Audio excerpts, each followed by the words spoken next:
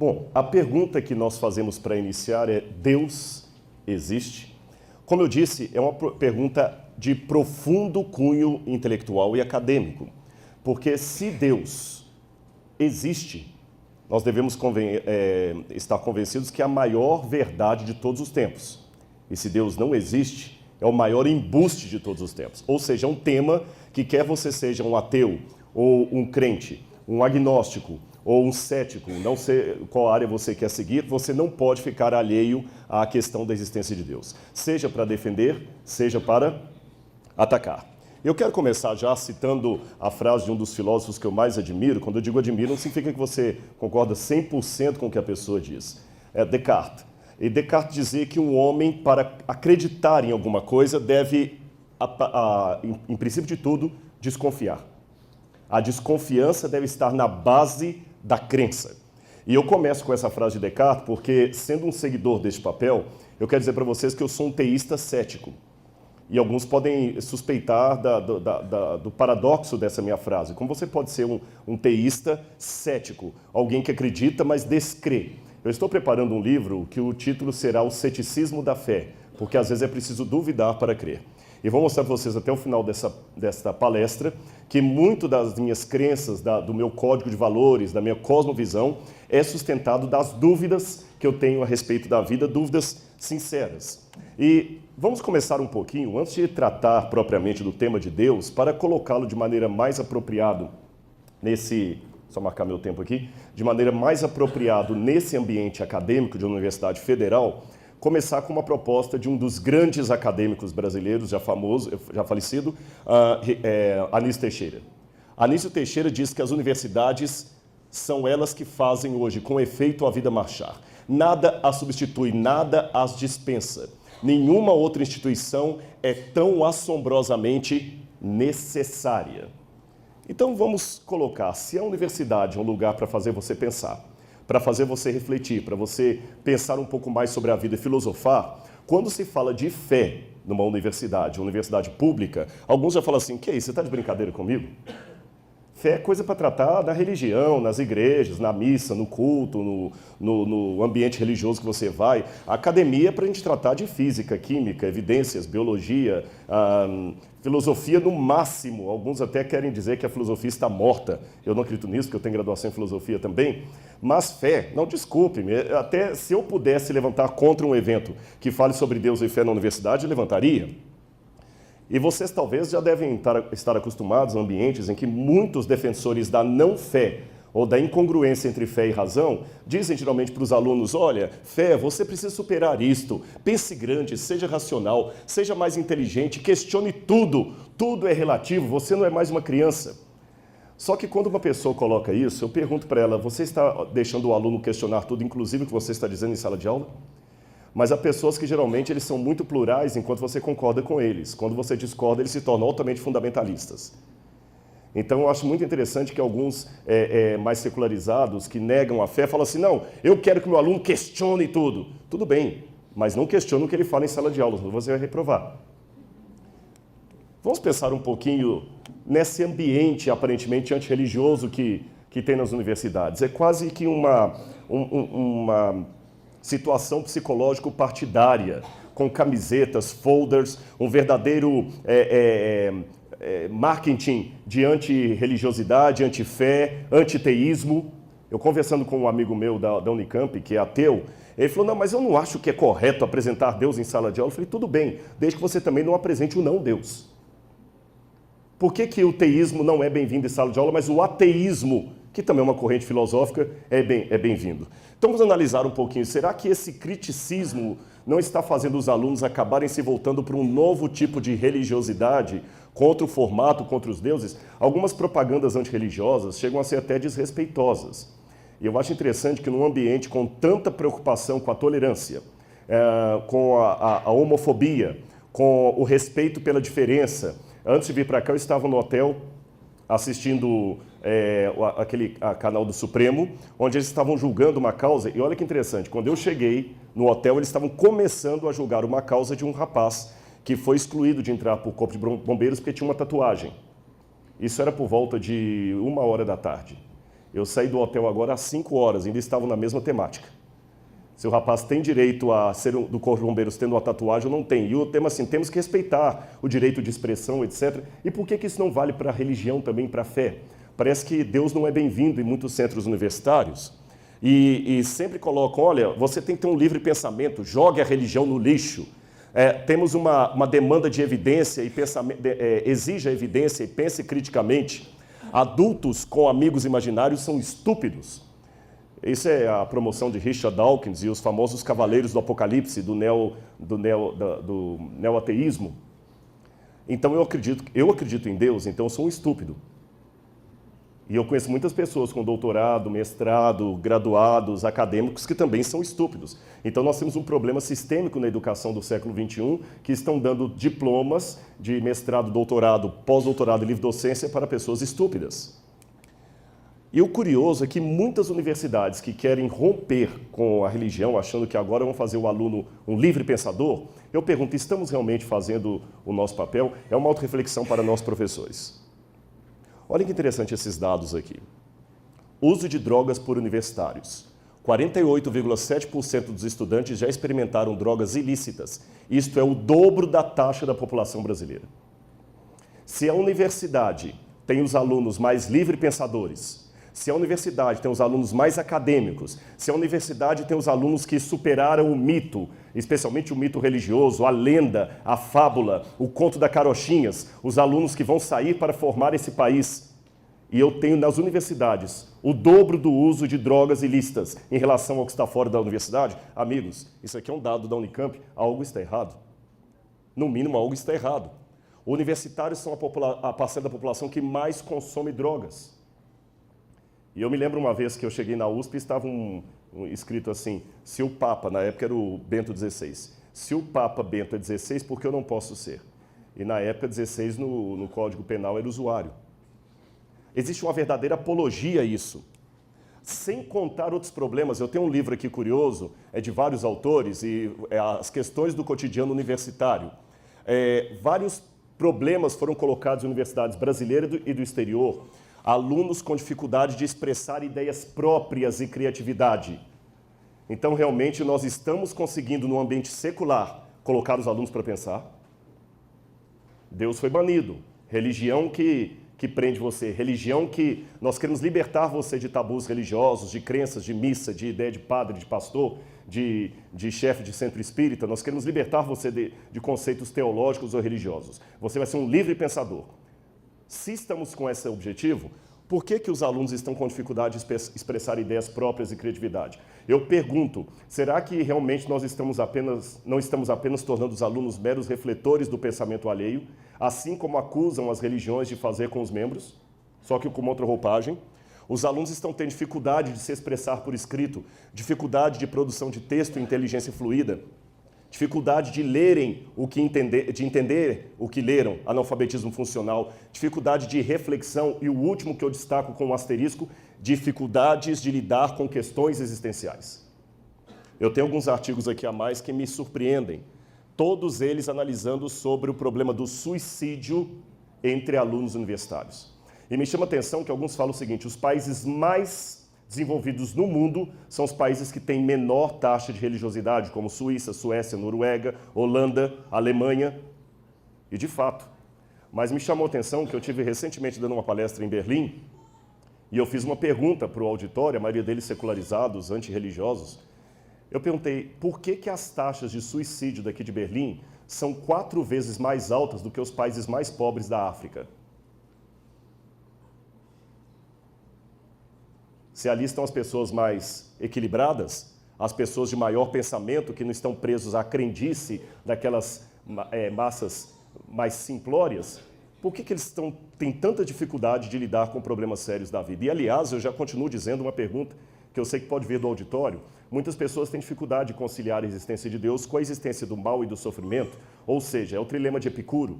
Se Deus existe e Deus é amor e o mal existe, uma coisa anula a outra. Só que me chama a atenção que os lugares que têm maior índice de sofrimento no mundo, repito, alguns países da África, alguns rincões do Brasil, onde a fome, o analfabetismo, a pobreza imperam, você não tem tantos ateus. Se você fizer um congresso de ateísmo na Etiópia, você vai alugar uma cabine telefônica. Mas, em compensação, na Europa, onde o pessoal quase não tem problema de analfabetismo, de doenças, de esgoto a céu aberto, de pobreza absoluta, você tem muitos ateus. Eu pergunto de volta, o sofrimento é um problema para a existência de Deus do ponto de vista de quem sofre ou do ponto de vista de quem filosofa sobre o sofrimento? Porque quem sofre está acreditando em Deus, quem não sofre está filosofando sobre aquilo e está tendo um alto índice de suicídio, depressão e perda de sentido na vida. São questões acadêmicas que eu devo pensar, será que realmente a fé não tem espaço no ambiente acadêmico? E outro problema mais, nós estamos vivendo também uma época de tremendo relativismo moral, intelectual, pós-moderno, onde não existem verdades absolutas, aí que entra o tiro no pé da religião, porque a religião trabalha com verdades absolutas, Deus existe. Só que o problema é que por não termos verdades absolutas, nós estamos vendo, por exemplo, esse livro é fantástico, de Alan Bloom, O Declínio da Cultura Ocidental, e você tem esse Cultural Literacy, feito por Ritchie, e ambos mostrando como é que no Ocidente os jovens, mesmo universitários, saem cada vez com menos conhecimento sobre coisas profundas. E sabe por quê? Porque, como não existem verdades absolutas, ele vai aprender aquele conteúdo para quê? Amigos, eu acho muito interessante a falta de valores que os jovens estão tendo hoje. Porque alguns temas da religião se tornaram tabu, para não dizer coisas ridículas, pré-modernas, como, por exemplo, pecado, moral, virtude. Essas coisas são ridículas. Aliás, se eu citá-las aqui por muito mais tempo, alguns talvez começaram até a levantar e sair. Mas quero dizer para vocês uma coisa, como alguém que sempre conhece o Oriente Médio e já viu muita situação no Oriente Médio, só para informação de vocês, eu estava em Istambul um dia antes do atentado. 24 horas antes do atentado, eu estava saindo daquele aeroporto. Então eu sei o que é a guerra do Oriente Médio. Vocês sabem qual que é o mais importante soldado do Estado Islâmico? Cinegrafistas. Eles têm mais de 1000 cinegrafistas. E sabem por quê? Porque eles querem produzir documentários de alta qualidade. Por que razão? O Estado Islâmico descobriu que os jovens do Ocidente não têm mais motivação, ideais de vida.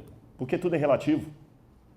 Tudo é relativo, ele não tem mais que almejar uma ideia, ele não acredita mais nos pais, ele não acredita mais na família, ele não acredita no partido, ele precisa acreditar em alguma coisa. Ele não acredita em Deus, não acredita em mais nada. Então o Estado Islâmico percebeu esse viés, essa lacuna de fé nos jovens do Ocidente e estão dando uma proposta para eles. Por isso que nós temos um número expressivo de jovens ocidentais que estão se unindo à milícia islâmica e simpatizantes do Estado Islâmico apenas por verem os documentários que os cinegrafistas apresentam.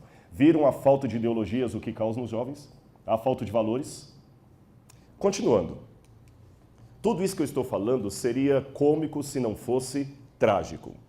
E apenas para continuar a minha palestra aqui, eu quero dizer para vocês que, ao contrário do que muita gente pensa, eu posso fazer uma análise sociológica do ateísmo e chegar a uma conclusão que vai surpreender a muitos aqui. Eu espero não ganhar pedradas, mas o que eu estou falando é com base no sociólogo Ninian Smart, que escreveu o livro Dimensões do Sagrado, uma anatomia das crenças mundiais. Esse professor universitário, ele chegou à conclusão que, abro aspas, o ateísmo e a descrença é uma forma de religiosidade. O ateísmo e a descrença é uma forma de religiosidade. Mas como assim? Nem fala um negócio desse. Chamar um ateu de crente, para mim, é tão ofensivo como xingar a sua mãe. Deixa eu dizer para vocês uma coisa aqui. Olha o que o Smart percebeu. Todas as religiões, elas têm, sociologicamente falando, esses qualitativos aqui. Uma narrativa que envolve histórias e mitos, um ritual que envolve cerimônias, formas e ordens, um apelo emocional, tem um apelo social institucional, a igreja tem pessoa jurídica, um apelo material, pessoas que colaboram financeiramente para aquilo ali, uma doutrina e um comportamento ético legal. E quando você pega todo esse esquema e coloca, especialmente nas propostas neo-ateístas, você tem os mesmos modelos. Figuras carismáticas como Richard Dawkins, figuras emblemáticas, você tem ritos, você tem agremiações, você tem doutrina, as coisas que não se deve acreditar e assim por diante. E já que eu falei de Richard Dawkins, um dos grandes pastores bispos ou padres, se você quiser que eu use a palavra do neoateísmo, ele disse assim: o cristianismo, bem como o islamismo, ensina às crianças que fé inquestionável é uma virtude. Você não tem que argumentar a favor daquilo que você acredita. Eu presumo que esse cavalheiro, por ser biólogo, ele é leigo em teologia e em filosofia. Esta não é a visão teológica de fé, pelo menos a fé cristã ensinada na Bíblia. Eu não estou falando de todos os tipos de fé que existem no mundo, mas pelo menos a fé cristã. A fé cristã, aquela exposta na Bíblia, ela admite a dúvida como um primeiro passo. É o contrário. A fé não é a oposição da dúvida, é a continuação da dúvida. Veja bem, permitam-me aqui não fazer um culto com vocês, mas citar algumas passagens bíblicas, assim como posso citar Kant, Dostoiévski, Kierkegaard e vários outros. O livro de Atos, Paulo declara: eu não estou louco, pelo contrário, digo palavras de verdade e de bom senso. E a palavra bom senso no grego é nous, significa pensamento. Você tem também o profeta Isaías dizendo que Deus fala para as pessoas: vinde, arrazoemos. Essa expressão no hebraico, arrazoemos, é vamos usar o raciocínio lógico, vamos conversar. Você coloca a sua argumentação, eu coloco a minha. É um Deus que admite negociar intelectualmente conosco, conversar, explicar. Lucas inicia o seu evangelho como sendo uma investigação acurada de fatos que aconteceram em seu tempo. Examinai tudo e retende o que é bom, disse Paulo. O próprio Cristo várias vezes falou o seguinte: não acreditem em qualquer coisa que contem para vocês. Antes, coloquem à prova as pessoas que vão conversar com vocês, porque surgirão falsos profetas, falsos professores. Cuidado para que ninguém engane vocês. Jesus ensinou até a não confiarmos numa coisa apenas porque os antigos disseram aquilo. Ele falou o seguinte: eu sei o que foi dito aos antigos, eu, porém, vos digo. Examinai. A própria Bíblia nos ensina. Aliás, é interessante que se você pegar o mapa bíblico, o pai da fé, segundo a Bíblia, é Abraão, o pai das religiões monoteístas. E quando Deus fala com Abraão em hebraico, vai por ti mesmo, a expressão é lechá, Deus falou com ele: pode ir pensando o que você está fazendo. E quando Abraão abre a boca, o pai da fé, para conversar com Deus, ele expressa dúvidas. Se a dúvida e a fé são incompatíveis, por que o pai da fé expressa dúvidas? Porque o próprio Cristo termina o seu ministério expressando uma dúvida. Eli, Eli, lama sabachthani, Deus meu, por que? Lama, aramaico, por que de pergunta, por que o Senhor me abandonou?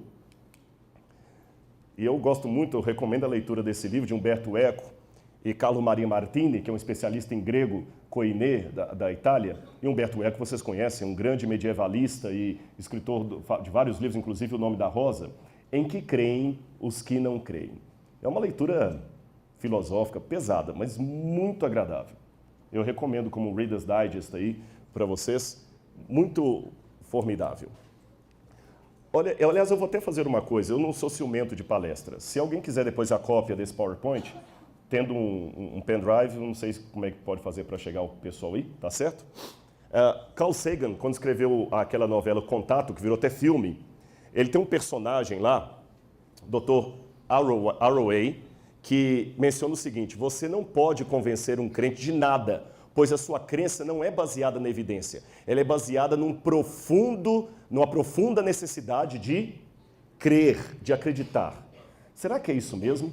A crença não é baseada em evidências? O Bertrand Russell, no livro Why I'm Not a Christian, porque eu não sou um cristão, falou a mesma coisa.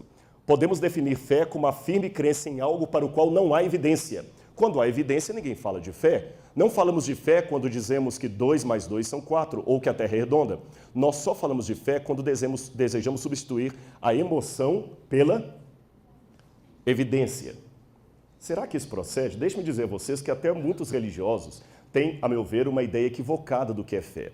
Realmente pensam que fé e evidência são coisas opostas, que fé e dúvida não podem caminhar juntas. Mas não é bem assim. Eu vou tomar uns minutos aqui.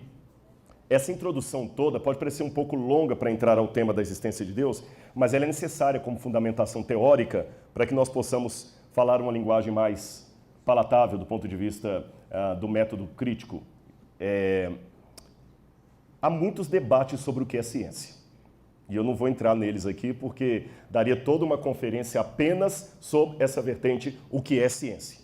Há alguns que têm um conceito mais lato de ciência, que acreditam que ciência envolve muito mais do que o método científico de Bacon, e Stuart Mill, que ciência pode ser compreendida até como a área das humanas, história seria ciência, a psicologia seria ciência. Há outros que pensam que não se pode falar de ciências humanas, que a ciência seria apenas laboratorial. Não vou entrar no mérito da questão. Mas vamos falar um pouquinho sobre o que é evidência do ponto de vista laboratorial. Você tem uma escada de elementos. Evidência, fato científico, hipótese de trabalho, teoria, lei, não são sinônimos perfeitos. E me admira que mesmo acadêmicos, às vezes, misturam as coisas perante os alunos como se fosse uma coisa só. Método e metodologia não é a mesma coisa. Então, vou dar até uma dica para você fazer o seu TCC, a sua dissertação, a sua tese. A primeira coisa que você tem que ter, quando um aluno chega para mim e fala, professor, eu quero fazer o meu trabalho sobre tal assunto, eu não tenho nenhum interesse em ler. Eu quero fazer o meu trabalho sobre filosofia grega, não tenho nenhum interesse em ler. Eu quero fazer o meu trabalho sobre a ética de Aristóteles, eu não tenho nenhum interesse em ler. A primeira coisa que você tem para fazer uma pesquisa acadêmica é um problema. Um problema que seja respondido pelos critérios acadêmicos e que seja um problema interessante. A unha encravada do pé da sua avó não é um problema. Nem quantos anjos cabem na cabeça de um alfinete é um problema intelectual. Mas se você chegar para mim e falar o seguinte, professor, eu quero fazer um TCC sobre o seguinte tema. Existiu ou não idade escura na Grécia do período arcaico? Opa, agora já me interessou, porque é um debate. Ele pegou um tema e transformou num problema. Depois do problema, você vê se há evidências que permitem você começar a pesquisa daquele problema. Se há evidências, você pode então elencar essas evidências e fazer um fato científico. Se você tem um fato científico, aí você pode dar um degrau a mais e criar uma hipótese de trabalho. Se há várias hipóteses, você para aqui. Mas se existe apenas uma maneira de explicar aquilo, você já tem um passo além, que é uma teoria, só uma maneira lógica apenas. E se você consegue repetir aquilo em laboratório, em ambiente controlado, obtendo os mesmos resultados, você tem uma lei. É por isso que eu falo de teoria da relatividade e não lei da relatividade, de Einstein. É uma teoria, ela pode ser testada, mas não pode ser repetida. Compreendem a questão? Então agora vamos imaginar isso num quadro. Se eu chego em uma sala aqui, e a sala está toda bagunçada, eu tenho um problema. Qual o problema? Quem fez isso? Então já tem um problema. Quais são as evidências? As evidências são aqueles elementos que ajudam a responder o meu problema. Eu tenho aqui vidro quebrado, isso é uma evidência. Uma mesa aqui no meio, é evidência de alguma coisa? Não, a mesa já estava ali. O fato de ter uma janela é evidência de alguma coisa? Não, a janela já estava ali. Um ventilador no teto é evidência de alguma coisa? Não. Mas a gaveta solta é. Então a evidência é quando você separa os elementos que ajudam a resolver o seu problema daqueles que são dispensáveis. Uma vez que eu elenquei as evidências, aí eu vou ao fato científico. É quando eu vou descrever as evidências sem interpretar. Não pode interpretar. Nem pode ser uma descrição subjetiva. A sala era grande e espaçosa. Isso é subjetivo. A sala media tantos metros por tantos metros. Havia estilhaços de vidro no canto A e B, mas não no canto C ou D. Aí você está fazendo uma descrição acadêmica. Depois que você fez isso, aí você pode levantar a sua hipótese de trabalho. Eu acho que quem quebrou a sala aqui foi um aluno que tirou nota baixa na aula e ele queria tirar a prova dele ali no escuro, ele acabou se atrapalhando todo e tentou roubar a prova. Outro vai falar assim, não, para mim quem fez aquilo ali foi um bando de vândalos. Se há várias explicações, eu tenho hipótese. Mas se eu consigo uma explicação única, inquestionável, eu tenho uma teoria. Se eu consigo repetir em laboratório, eu tenho uma lei. Então viram que evidências não são provas forensicas de nada. Então quando esses cavaleiros como Bertrand Russell e outros mais dizem a fé não é baseada em evidências, desculpe-me, eles não estão usando evidência dentro do critério de um método científico. Repito, evidências não são provas forenses. São elementos que me ajudam a construir uma hipótese de trabalho ou uma teoria. Agora vejam bem o que o Richard Dawkins continuou dizendo. Essas partes dele eu tirei todo do livro Deus um Delírio. Richard Dawkins diz, o ateísmo não é uma fé, mas um fato, lembra de fato científico? Um fato baseado em evidências, mas eu tenho um problema. O ateísmo não é a negação da existência de um ente. Quando você estuda Aristóteles, eu tenho um dos maiores especialistas em Aristóteles, ele faleceu agora em 2001, o Dr. Mortimer Adler, um dos maiores filósofos aristotélicos do século XX e XXI, ele dizia, uma proposição afirmativa existencial pode ser provada, mas uma proposição negativa existencial, ou seja, aquela que nega a existência de alguma coisa, não pode ser provada. Então, quando Richard Dawkins diz que o ateísmo é uma evidência, é um fato baseado em evidência, ele está simplesmente desconsiderando tudo da lógica aristotélica. Porque você só pode provar uma afirmativa existencial positiva. Uma afirmativa existencial negativa, você não pode provar de maneira nenhuma. E curioso que alguns ateus, como o biólogo húngaro George Klein, judeu, que é ateu, ele escreveu, eu sou, sem dúvida, um ateu, mas minha atitude não é baseada em ciência e sim em fé como a sua. Alguns admitem. E falando em fé, deixe-me fazer com vocês aqui uma diferença, para que todos entendam que tipo de fé eu estou defendendo aqui.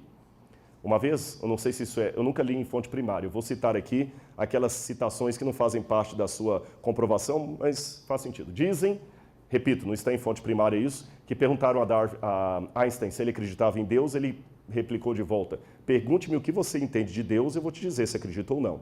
Quer seja folclore ou não esse diálogo de Einstein, eu acho verdadeira a expressão. Nós temos que explicar de que Deus, que fé eu estou falando, para que você não pense que eu estou defendendo qualquer tipo arbitrário de fé. Eu me lembro quando eu fiz o vestibular, já há um bom tempo, que a gente tinha que ler a literatura brasileira, e eu lembro dos livros de Machado de Assis, onde ele fala das memórias de Quincas Borbas, ele fala de Rubião, e ele descreve Rubião como um personagem mais crédulo do que crente. Me chamou a atenção aquilo ali, crédulo do que crente. Existe uma diferença entre fé, crença e crendice. Eu vou contar uma parábola para vocês. Dizem que um hindu estava reverenciando as águas do rio Ganges.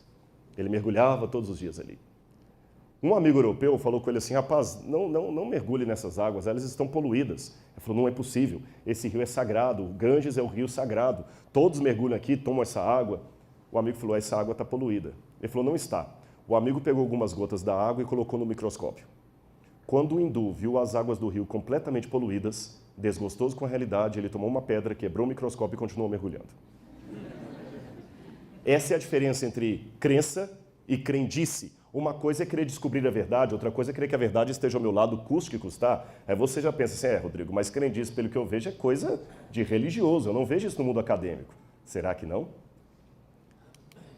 Vocês já ouviram falar no raio-x? Claro. Não sei se é alguém da área de física aqui. O raio-x, todo mundo já ouviu falar, e mesmo que não é da área de... E do raio-N? Pois saibam que quando o raio-x estava sendo desenvolvido, também desenvolveram a descoberta do raio-N, proposta por René Prosper Blondelot. Esse cavaleiro aqui descobriu o raio-N, escreveu um artigo científico sobre o raio-N e tudo mais.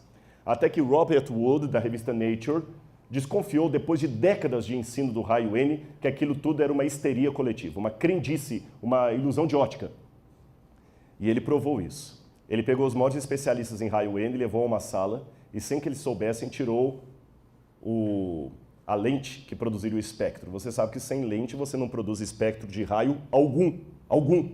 Ele tirou o espectro e mandou aqueles homens olharem na lente. E todos eles, sem exceção, viram o raio-N que simplesmente não existia. E eram físicos, acadêmicos. Com isso, o raio-N desapareceu dos jornais, dos periódicos, das revistas indexadas, mas provou-se que até acadêmicos também podem ser vítimas de uma ilusão de ótica coletiva, do que Jung chamava de senso comum. Então não pense que o fato de você ser um acadêmico o isente de participar do tal do senso comum, que existe o senso comum dos leigos, mas existe o senso comum também da universidade. Cada época uma universidade tem mais ou menos aqueles elementos que eles apontam como sendo melhores. E de novo, deixe-me dar para vocês uma comparação do que eu chamaria de fé e fideísmo, para que você entenda a relação da fé com a evidência. Suponhamos que eu esteja dentro de um prédio pegando fogo, e o prédio está em chamas. O meu senso de sobrevivência, o meu instinto, quer que eu saia dali, correto? E o que eu vou fazer? Eu vejo que aqui tem um vão e não estou vendo fumaça desse canto. Eu abaixo e vou em direção a esse vão, porque assim a minha intelectualidade, o meu senso de sobrevivência diz para eu fazer. Mas do meio da fumaça aqui, sai um homem com essa roupa aí que vocês identificam como alguém do corpo de bombeiros. Ele tem o cilindro de oxigênio, ele tem o capacete, ele tem a machadinha. E ele fala comigo, não, ei, você não vá por aí, venha comigo aí, é perigoso. Eu pergunto a vocês, se eu for uma pessoa com o mínimo de inteligência, o que eu farei? Obedeço ou não? Mas eu tenho evidências do que ele está falando? Não. Aliás, o meu senso de sobrevivência me apontava a correr para lá. Mas ele mandou vir ao sentido contrário. Mesmo assim, eu obedeço sem questionar. Por quê? Porque ele é autoridade. Ele é o especialista.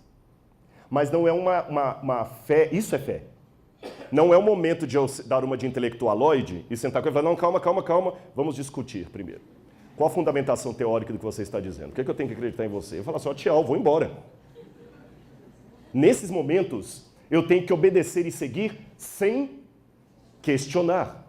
Mas não é uma fé cega, a fé que eu estou tendo bombeiro. É fé, mas não é uma fé cega. Sabe por quê? Porque antes de ir para aquela situação de fogo, eu já tinha um conhecimento prévio que me mostrava que bombeiros são treinados para tirar pessoas de incêndio. Eu tenho um conhecimento prévio e racional que me indicam que bombeiros já tiraram várias pessoas de situação semelhante à que eu estava. Eu já tenho um conhecimento prévio, racional, que me indica que a chance maior que eu tenho de sobreviver é seguindo ao bombeiro e não o meu próprio instinto. Por isso não é uma fé cega, é uma fé baseada em evidências prévias. Mas deixe-me mudar o quadro. Eu estou na mesma situação do incêndio, querendo ir para lá, como diz meu instinto. Mas da fumaça não veio um bombeiro, mas uma moça que eu sei que ela é meio pinel.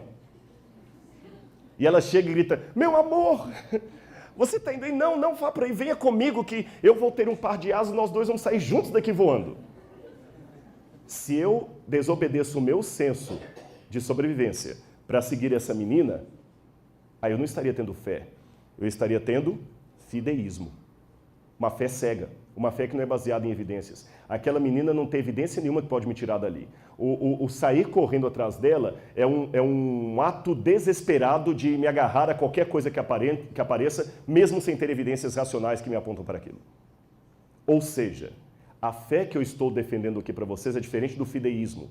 É uma fé que ela é baseada em evidências. Evidências que me ajudarão a acreditar nos momentos em que eu não tiver todas as respostas. Eu sei que aqui nós temos muitos alunos da medicina. Há uma longa e quase secular pesquisa e investigação da cura do câncer.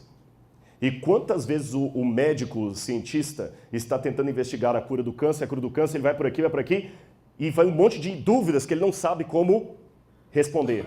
Aquele médico não sabe a resposta de um monte de coisas. Por causa disso, ele vai jogar fora toda a base médico-científica que ele adquiriu até agora?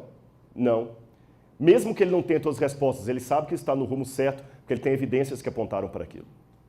Assim é com Deus. Eu não vou ter todas as respostas, mas eu tenho uma fé que é baseada em evidências. Por isso Tertuliano já dizia, credo quia absurdum est. Eu creio porque é absurdo, mas a palavra absurdum, em latim, é um falso cognato, não significa absurdo, ridículo, significa extraordinário, amazing, acima do compreensivo. Ou seja, o que eu estou sugerindo para vocês é a máxima de Immanuel Kant. Sapere aude.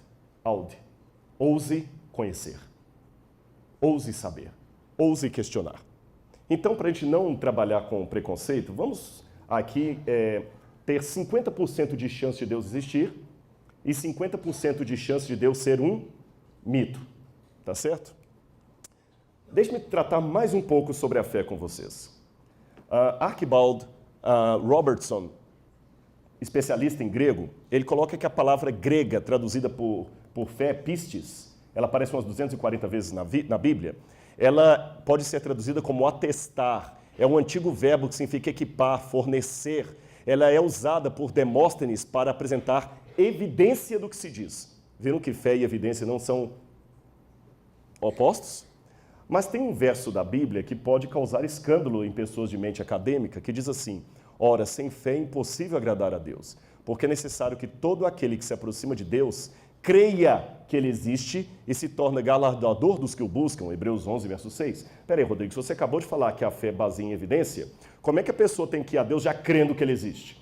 Isso é meio nonsense. É como se falar o seguinte, olha, eu tenho o poder de curar qualquer doença, mas você já tem que vir para cá crendo que eu posso. Aí se eu não consigo curar você é porque você não creu. Não, é porque eu sou um charlatão. Como é que funciona esse negócio de já ir a Deus crendo que ele existe? Repito, a palavra fé em grego, pistes, significa garantia que advém de uma possibilidade de confiança. Possibilidade de confiança.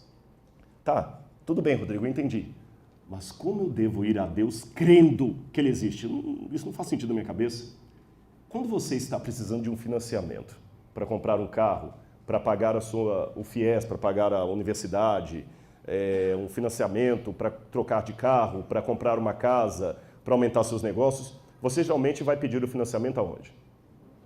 No banco. E quando você vai ao banco crendo que ele concede empréstimos. Você tem certeza que você vai sair do banco com seu empréstimo dado? Mas mesmo assim você tem que ir crendo. Se você não crê que há possibilidade, por que você vai? Agora eu pergunto, por que você vai ao banco crendo que ele concede empréstimos, mas não vai ao açougue para pegar um financiamento, nem à banca de jornal ou ao camelô da Praça Tubal Vilela? A resposta é simples. É porque você tem uma multidão de pessoas que já foram a bancos e voltaram com dinheiro na mão. E você nunca viu alguém que foi à Praça Tubal Vilela, um açougue, e voltou com financiamento. Concordam comigo? Então, com base no testemunho coletivo de outros, você vai ao banco crendo que ele pode te dar empréstimos. É uma questão racional. Mesmo que você não tenha certeza absoluta se sairá de lá com ou sem dinheiro. A mesma coisa eu posso dizer. Hebreus capítulo 12, verso 1 diz, com relação a Deus, estamos, pois, cercados de uma grande nuvem de testemunhas. Pessoas que também foram ao banco a Deus e voltaram com argumentos. E não estou falando de pessoas só leigas, não. Os grandes pilares do intelectualismo ocidental eram pessoas que criam em Deus e na Bíblia. Eu vou dizer alguns exemplos deles. Você tem C.S. Lewis, vocês devem conhecer as Crônicas de Nárnia, que era um ateu de Oxford, e depois se tornou um cristão. Você tem Isaac Newton, que descobriu a lei da gravidade. Você tem Dostoiévski, um dos maiores escritores da literatura russa, escreveu Crime e Castigo, Irmãos Karamazov. Você tem Leibniz. Quem estuda matemática e filosofia tem que passar por Leibniz, um homem que com 8 anos de idade aprendeu sozinho latim e grego. E aos 21 já tinha o seu primeiro doutorado. Ele criou o conceito de teodiceia, argumentando racionalmente sobre a existência de Deus no universo de sofrimento. Você tem Blaise Pascal, famoso pela frase, o coração tem razões que a própria razão desconhece, que não tem nada de romantismo, isso é filosofia pura. Pascal era um matemático. Você tem Louis Pasteur, que desenvolveu todo o processo biológico da pasteurização, da microbiologia. E, finalmente, quando eu fiz a faculdade de filosofia, eu estudei aquele último ali, Antony Flew. Antony Flew era um dos maiores filósofos vivos do século XX, em pé de igualdade com Sartre, com vários outros. E Antony Flew era um dos maiores ateus que eu já conhecia. E olha, eu aplaudo. Mesmo que eu discorde da ideia da pessoa, isso não me impede de admirar o intelectualismo e o brilhantismo das argumentações. Eu sou fã dos escritos de Nietzsche. Discordo de Nietzsche. Mas sou fã da maneira como ele escreve, a argumentação, o brilhantismo. Eu sei dividir as coisas. Eu sei apreciar o talento, mesmo não concordando com as ideias. Compreendem? Eu admiro, às vezes, o tipo de roupa, nem por isso eu vou vestir. Eu posso achar uma mulher muito bem vestida, nem por isso eu vou colocar o vestido dela em mim. Tá certo? E o Antony Flew estava em pé de igualdade com Nietzsche. E quando eu fiz filosofia, eu lembro que falar de Antony Flew um dia acreditando em Deus era uma coisa tão utópica como falar do Papa Francisco se tornando mórmon. O testemunho de Jeová. É um negócio meio complicado. E Antony Flew, no final de sua vida, começou a acreditar na existência de Deus e na historicidade da ressurreição. Quando essa notícia veio, eu mesmo desacreditei. Eu pensei, não, isso é lenda de internet. E o Richard Dawkins falou o seguinte, mentira, isso é o pessoal crente inventando. E quando eles viram que era verdade, que Antony Flew tinha se tornado um crente, falaram assim, mas é porque ele está gagá, 90 anos. E Antony Flew falou, engraçado, em toda a minha vida de filósofo, várias vezes eu troquei de opinião, nunca me chamaram de gagá. Mas quando eu troquei de opinião sobre a descrença para a crença em Deus, eu sou Gagá. Mas como um Gagá pode ter publicado no mês passado um artigo numa revista indexada de Oxford? Bom, e tem mais uma coisa que eu queria levar vocês a pensar. Então, como eu disse para vocês, são perguntas que me fazem crer em alguma coisa. Sigmund Freud, o pai da psicanálise, disse algo que eu concordo profundamente. Ele disse que todos nós temos uma carência de Deus. Concordo. Parece até Santo Agostinho de Hipona escrevendo a Cidade de Deus, ou as Confissões. Freud dizia, nós temos uma carência de Deus. Agora olha a explicação de Freud. A crença em Deus subsiste devido ao desejo de um pai protetor e imortalidade, ou como um ópio contra a miséria e o sofrimento da existência humana. Eu tenho dois problemas com relação a isso aqui. O primeiro problema é o seguinte: se Freud está dando uma explicação psicanalítica para a crença, eu também posso oferecer uma explicação psicanalítica para a descrença. Há vantagens da descrença, embora eu admita que isso não se aplique a todos os ateus. Há razões pelas quais muitos não querem que Deus exista, ou pelo menos que ele não passe de uma força cega e impessoal. Se Deus não existe, eu não preciso prestar contas a ninguém, nem ser necessariamente moral, não há juízo final. Não há ninguém que vai me punir. O problema não é roubar, é ser apanhado. Eu não estou querendo dizer que os ateus não são morais. Não estou querendo dizer que os ateus não são bons. Pelo contrário, houve um ateu chamado Betinho, com uma vida tão santa e poluta como muitos santos da Igreja Católica. E eu posso até dizer que Betinho não cria em Deus, mas Deus cria no Betinho, porque o homem...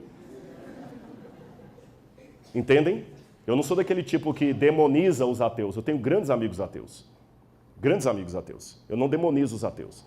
Mas o ponto que eu quero dizer é o seguinte: para você ser coerente com o seu ateísmo, você há de admitir que o problema não é roubar, é ser apanhado. Porque se o camarada, se eu roubei algo e me dei bem, pela lei da evolução das espécies, eu estou bem à sobrevivência do mais apto, do mais esperto. Eu passei a perna em você e consegui um emprego, a natureza está mostrando que isso é normal. Então há vantagens. E mais, se Deus sai do trono, o trono fica vazio. E como o próprio Nietzsche disse no Anticristo, no Assim de Zarastutra, das cinzas de Deus surge quem? O super-homem, que aliás é uma péssima tradução do alemão, né? Übermensch. Übermensch é o ultra-homem, o homem que está acima de tudo. Só que o próprio Nietzsche admite que esse homem, esse ultra-homem que levanta das cinzas de Deus, está apavorado, porque ele não sabe controlar a história. Agora, tem mais um detalhe na observação de Freud. Freud admitiu que todos nós temos emocionalmente uma carência de alguém que nós chamamos na teologia de Deus. Mas vem cá, aproveitando que há várias pessoas da área de saúde aqui. Pelo que eu saiba, todas as necessidades fisiológicas, emocionais e mentais do meu organismo têm que ter um correspondente na natureza. Por exemplo, eu não sintetizo dentro do meu organismo a vitamina C, correto? Então eu preciso pegar a vitamina C dos alimentos. Agora, imagine se a vitamina C não existisse em lugar nenhum. O que aconteceria com o meu organismo? Ele simplesmente não existiria. Você tem como imaginar um organismo vivo que tem a necessidade de uma vitamina ou de um sal mineral, ou de sais minerais, ou de algum elemento químico, orgânico, que simplesmente não existe em canto nenhum? Se esse organismo existisse, ele colapsaria antes da primeira reprodução, porque ele precisa vitalmente daquele elemento. Mas como o elemento não existe, ele vai acabar morrendo.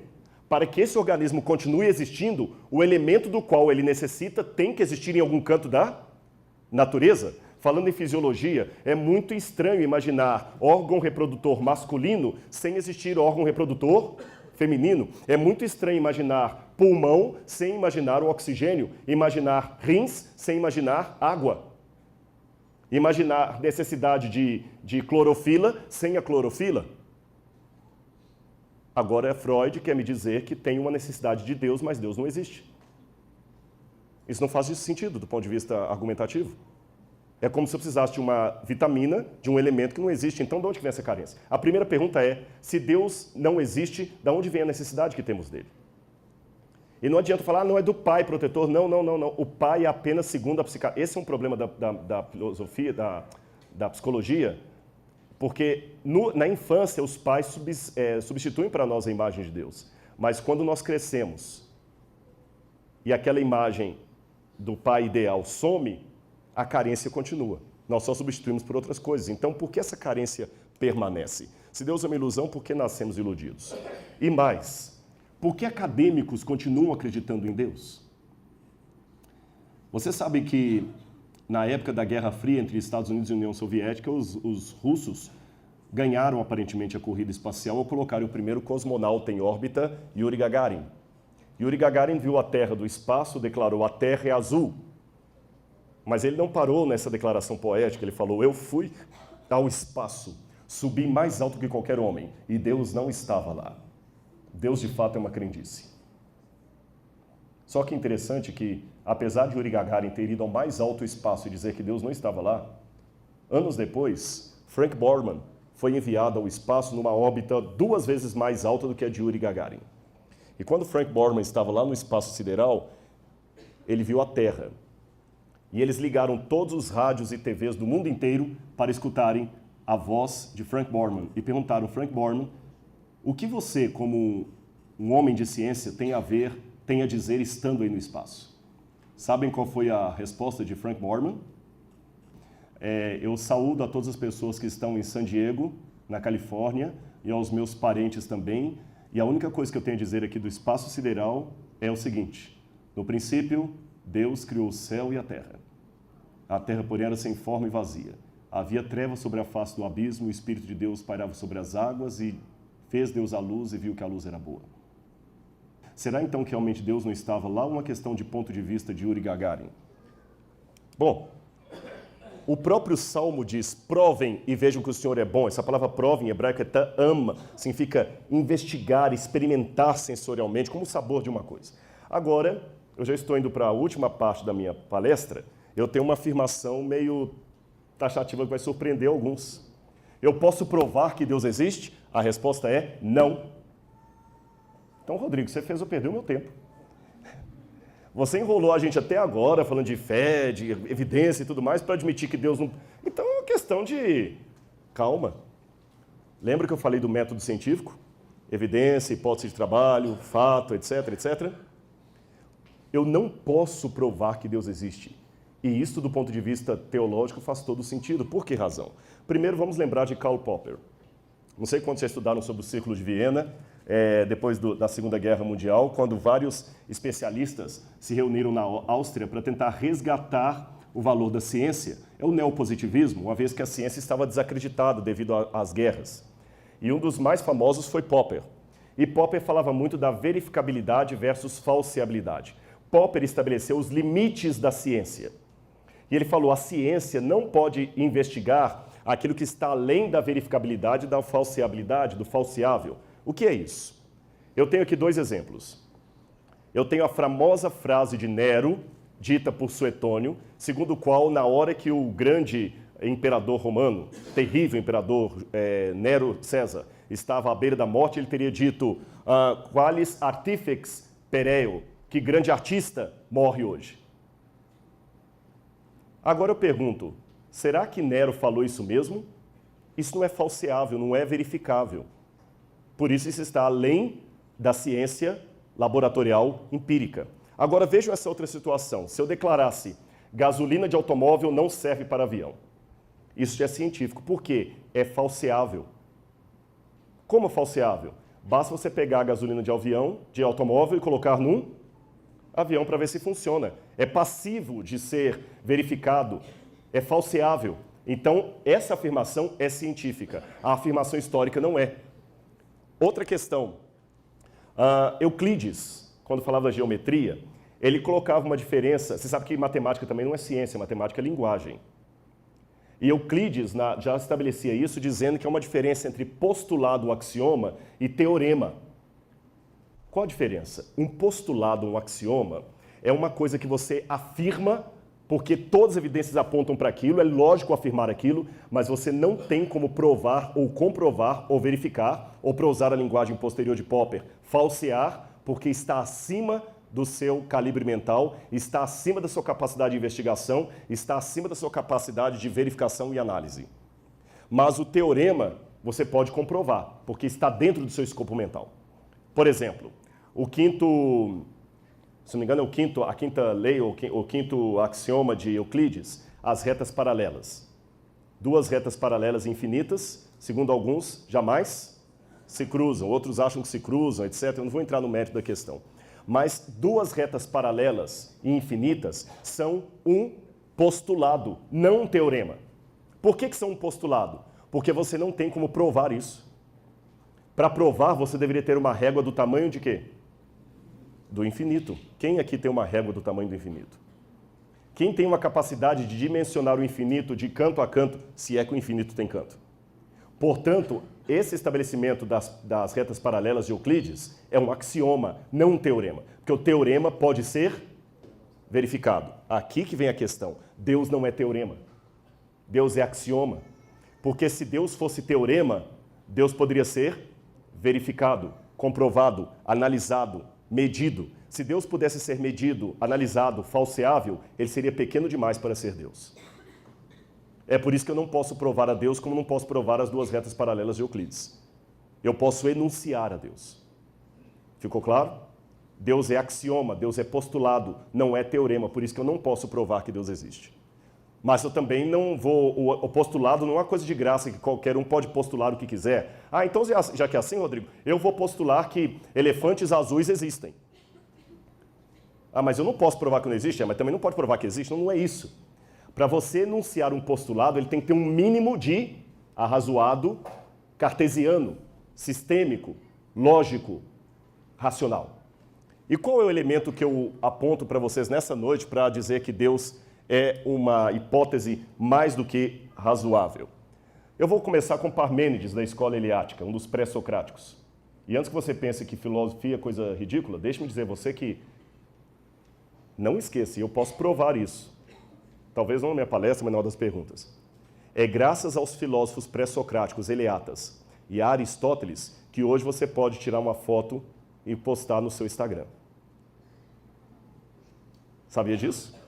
A Apple hoje só consegue fazer fotos irem para todo lado de um Apple ou de um smartphone para um outro smartphone, graças ao insight tido 500 anos antes de Cristo por esses homens aí. Então não pense que eram pessoas que não tinham o que fazer. Como é que eu cheguei a essa conclusão?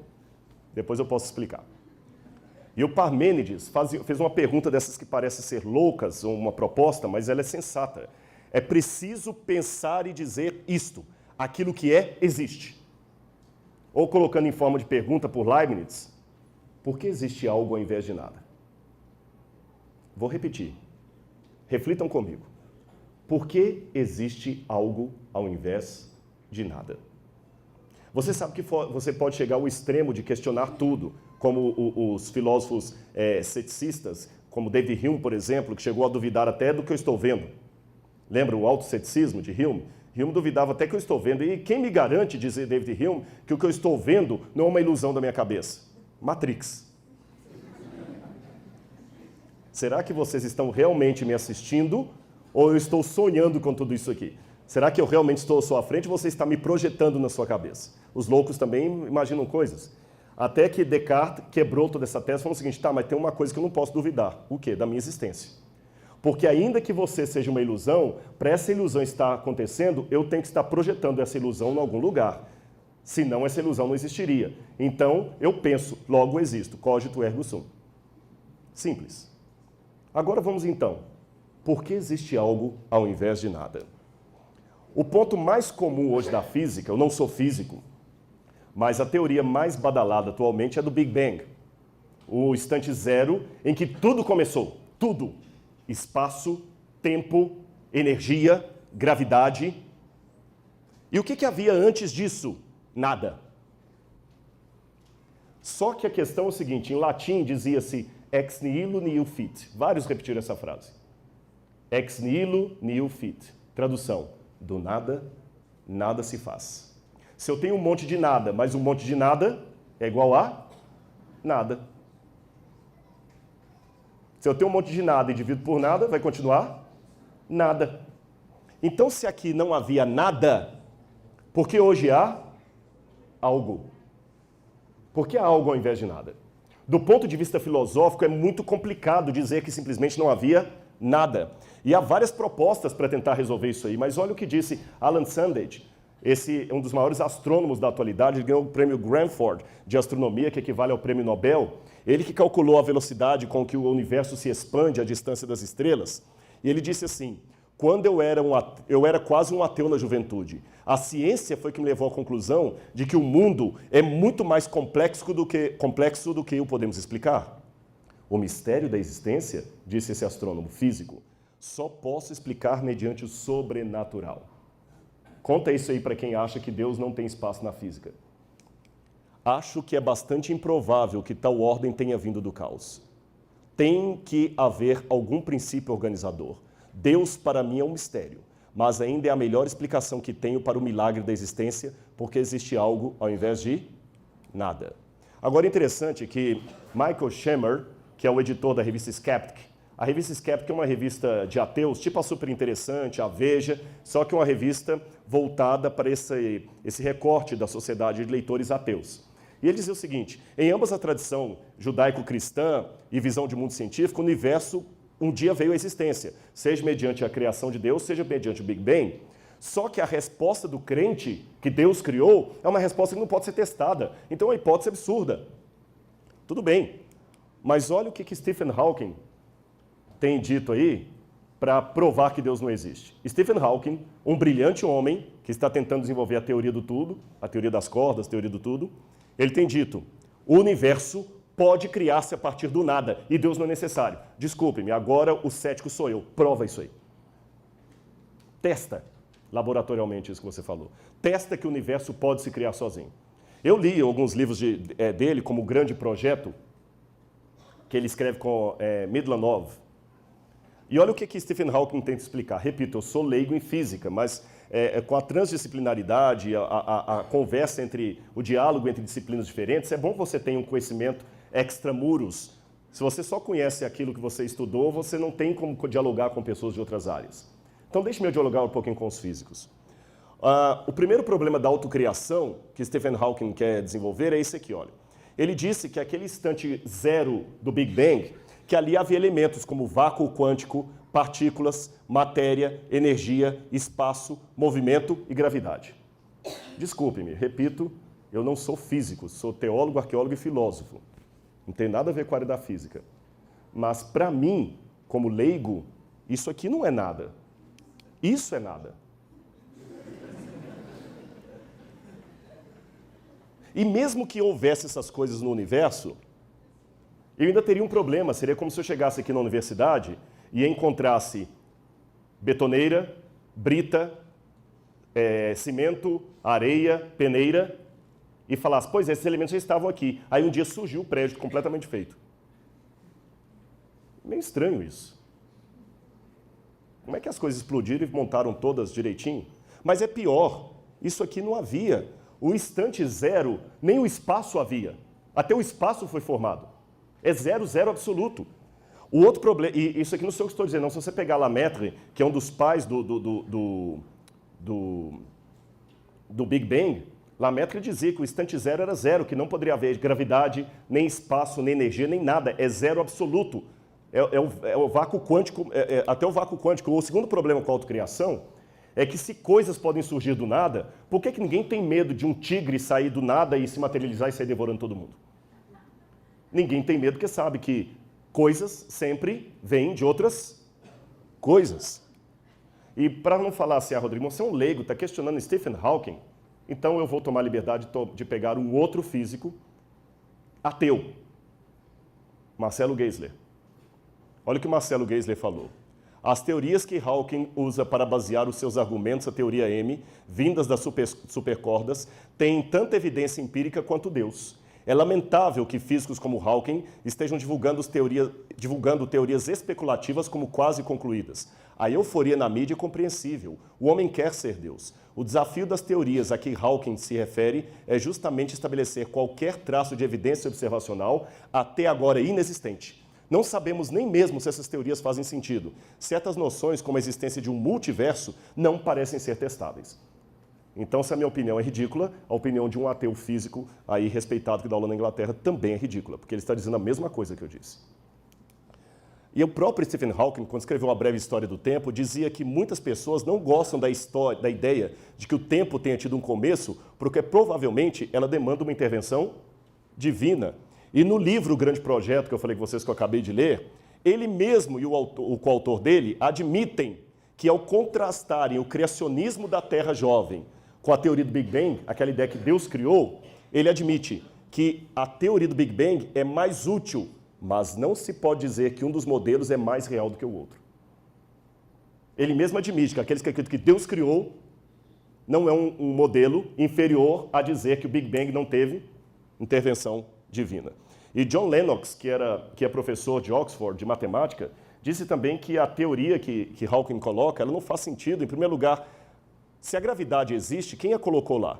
E qual foi a força criativa por detrás do seu nascimento? Então, como eu falei com vocês, o vazio, o vácuo e o nada na física quântica não é o que Stephen Hawking está tentando colocar para estabelecer a não existência de Deus. E perdoe-me, sem querer ofender ninguém, aqui não é panfletário o que eu quero dizer, mas é sincero, eu tenho concluído que o dogma do ateísmo, se é que eu posso usar essa expressão, a crença básica do ateísmo seria essa: a crença de que não havia absolutamente nada. E nada aconteceu a nada. Até que nada de um modo mágico explodiu e por nenhuma razão, criando tudo o que existe em todo lugar. Então, depois de um boom, tudo de modo mágico se auto-organizou, novamente sem nenhuma razão. E se auto-replicou, formando seres complexos que evoluíram e se transformaram em dinossauros. É isso que estão tentando me convencer. Porque nada aconteceu a nada e de repente nós temos tudo. Repito a pergunta: por que existe algo ao invés de nada? Por eu ter essa dúvida, eu sou obrigado a crer. Vocês estão notando que a minha fé está sendo sustentada num monte de perguntas? Aliás, a prova maior que as perguntas são bem-vindas à fé, que uma coisa que eu aprendi com o maior judeu de todos os tempos, Jesus Cristo, é responder perguntas contra as perguntas. Várias vezes perguntavam: Jesus, o que eu farei para herdar a vida eterna? O que está escrito na lei? Aliás, dizem que os judeus têm essa mania, até hoje, eu sei disso, eu estudei em Jerusalém, de responder uma pergunta contra pergunta. E perguntaram a um rabino: por que vocês judeus respondem uma pergunta contra pergunta? Ele respondeu: algo mal nisso? Nós temos também o problema do ajuste fino. São duas perguntas que a gente faz: por que há algo ao invés de nada? E por que há música ao invés de ruído? Essas duas frases, em contexto diferente, aparecem em Shakespeare. Aparecem em Shakespeare, em Otelo e no Hamlet. Em Otelo e no Hamlet. Por que existe música ao invés de ruído? Nós vimos uma orquestra tocando aqui. A orquestra tem afinação, tem partitura. O universo tem partitura, tem propósito. Por que existe algo ao invés de nada se não há Deus? E segundo, por que há música ao invés de ruído? As coisas não só existem, elas existem de uma forma organizada. Uma vez eu perguntei a um amigo meu: escuta, veja bem, o dia que você provar para mim a existência de um avião com trem de pouso, com máscara de oxigênio, cinto de segurança e até barra de cereal, um avião completo, sem a demanda de um inventor e um engenheiro, um avião que surgiu do nada, eu começaria a acreditar que o pássaro também pode ter surgido do nada. Ele falou: mas é uma diferença, o pássaro é um organismo vivo, o avião não. Eu falei: piorou. Porque existe propósito, existe lógica. Entendem? Há uma anedota que se conta por aí que um menininho, uma vez, numa feira de ciências, fez uma maquete do sistema solar e ia ganhar o primeiro prêmio. E os professores que passaram, alguns deles até ateus, falaram assim: nossa, esse primeiro prêmio aqui, quem que fez esse aqui? Foi você, garoto? Não, fui não. Não, mas você está aí atrás, a gente queria dar o prêmio. Quem fez então? Não, ninguém fez, apareceu do nada aqui. Para de brincadeira, menino. Você que fez essa maquete aí? Não, professor. Se o universo apareceu do nada, por que essa maquete tem que ter alguém que fez? Ela é muito mais simples. Outro astrônomo, Robert Jastrow. Quando os cientistas escrevem sobre Deus, seus colegas pensam que ele está ficando louco. No meu caso, deve ser dito desde o início que sou agnóstico em assuntos religiosos. Então não é um crente que está falando. No entanto, sou fascinado pelas implicações de alguns avanços científicos dos últimos anos. A essência desses progressos é que o universo teve, em certo sentido, um começo num determinado momento do tempo. E, pelo que vemos, a evidência astronômica conduz para a visão bíblica das origens do mundo. Para um cientista que viveu pela sua fé na razão, a história termina como um pesadelo. Ele escala as montanhas da ignorância para conquistar o seu topo, mas ao chegar lá, é cumprimentado por teólogos que já estavam lá há muito tempo. Um cientista agnóstico que escreveu isso aí. Ah, Rodrigo, para, vocês crentes sempre vêm com o Deus das lacunas. Quando você não consegue explicar, você taca Deus ali no teorema, né? Primeiro eu já falei que Deus não é teorema. Como é que o universo surgiu? Não sei, foi Deus. Como é que você não sei? Foi Deus. Não é bem assim, é o contrário. Quem trabalha com Deus das lacunas é o ateu. Eu vou explicar por quê. Como ele não consegue explicar como o universo veio do nada, porque ele dispensa a hipótese de Deus, então ele começa a colocar o Deus, universo na lacuna. Ele começa a dizer que o universo é eterno. O próprio Carl Sagan dizia, o cosmo é tudo quanto uma vez haverá. Sempre é o cosmos. Ou então eu falo de um criador. Agora tá bom, uma vez alguém perguntou assim, tá, mas se Deus criou tudo, e quem criou Deus? Esse é o ponto. O ponto filosófico é o seguinte, tudo que começou tem que ter uma causa. Deus não começou, por isso Deus não tem uma causa. E se você não quiser usar a palavra Deus, vamos chamá-la de causa primeira. Tem que haver uma causa primeira que deu origem ao universo, e essa causa primeira não pode ter sido causada por nada. Porque se ela for causada por alguma coisa, eu vou cair no retrocesso infinito. Ela fica sem sentido. Uma causa que causou outra, que causou outra, que causou outra, que causou outra. Eu sou obrigado ou a acreditar num retrocesso infinito, ou acreditar que houve uma causa primeira que causou todas as coisas. E alguém pode falar comigo, não, Rodrigo, peraí, não, para, stop. Um Deus eterno e autoexistente, você vem falar isso para mim aqui na minha universidade? Um Deus eterno e autoexistente? E eu digo, stop você. O universo eterno e autoexistente? Vocês perceberam que é a mesma linguagem? Eu falo, há um Deus eterno e autoexistente. O ateu diz, não, há um universo autoexistente. O eterno. Porque isso para mim é mitologia grega. Porque a mitologia grega é que coloca que havia elementos siderais aí no espaço, aí eternamente no espaço, e entre esses elementos siderais surgiu Gaia, a Terra, ela mesma se auto-originou, a Gaia se autofecundou, dando à luz a Uranus, e os dois se autofecundaram, dando à luz a tudo que existe. Isso é mitologia grega, isso não é ciência. Um universo que se autoproduz não faz sentido. E mais, com Newton eu descobri que o universo tem leis. Com Einstein eu descobri que o universo tem energia. E com James Watson eu descobri que o universo tem DNA, informação. E informação tem que ter inteligência. Falando em informação e inteligência, de onde veio a linguagem? Todos os estudos filológicos e linguísticos feitos até hoje dizem que a linguagem não é questão de nós não termos a evidência. Linguagem não pode ser fruto da evolução, porque a linguagem demanda aprendizado. Linguagem demanda aprendizado. Não tem como a linguagem ser fruto da evolução. Não é questão que não temos ainda uma explicação evolutiva da linguagem, ela não tem como ser fruto da evolução. Como é que o primeiro homem começou a falar? Quem o ensinou? Quem o ensinou? E mais, se Deus é um mito, eu posso falar do sensus gentium, como diz em latim, quem que propagou para o ouvido de todas as nações a existência de Deus?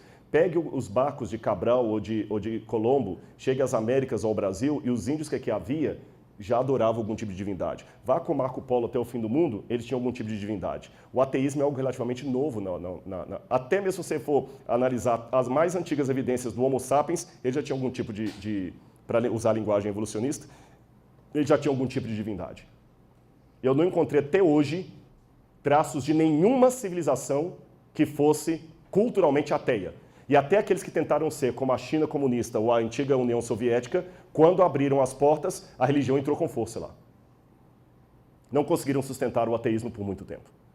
Se o ateísmo é uma prática tão natural, por que todo mundo, em todo lugar, tem Deus de uma maneira tão instintiva como o sexo, a necessidade de sobrevivência, o Eros, o Thanatos e a divindade? Eu posso dizer até que o homem, mais do que o Homo sapiens, é o Homo religiosus. Porque mesmo o ateu um dia acreditou.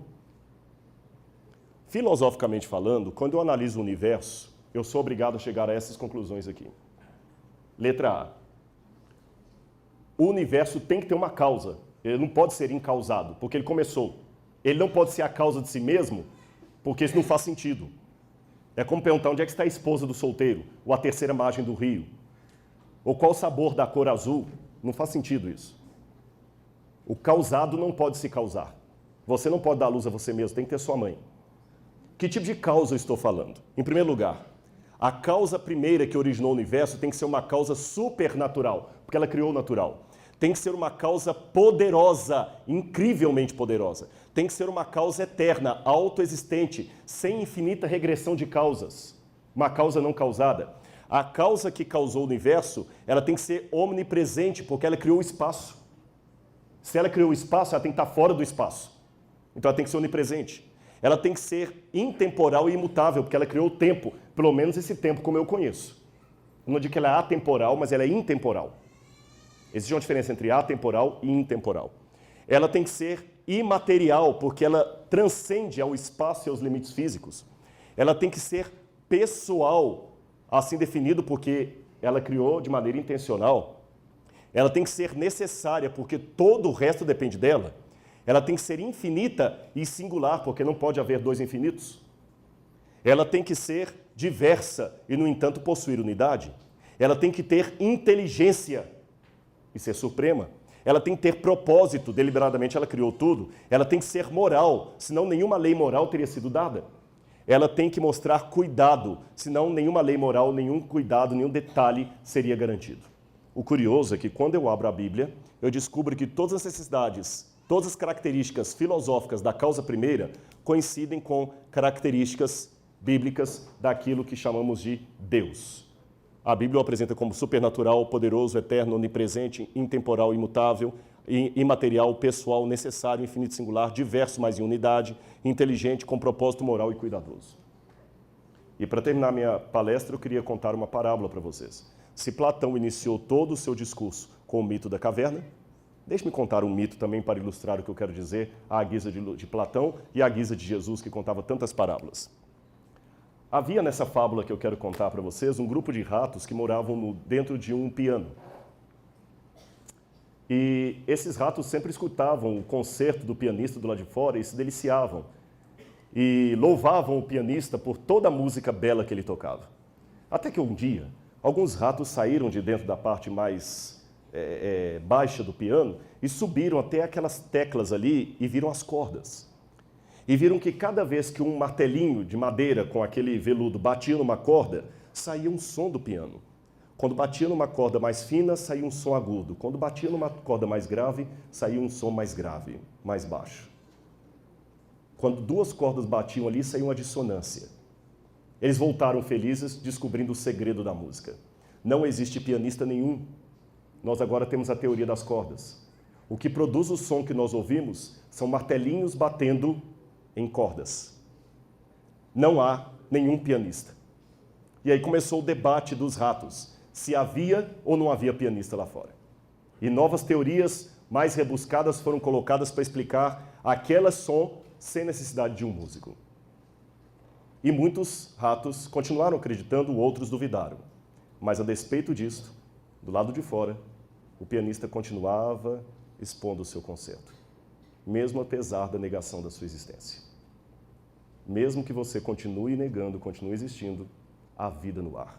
E o concertista do universo está aí, dedilhando a sua bela sinfonia e dizendo, quer você queira ou não, eu existo e eu amo você.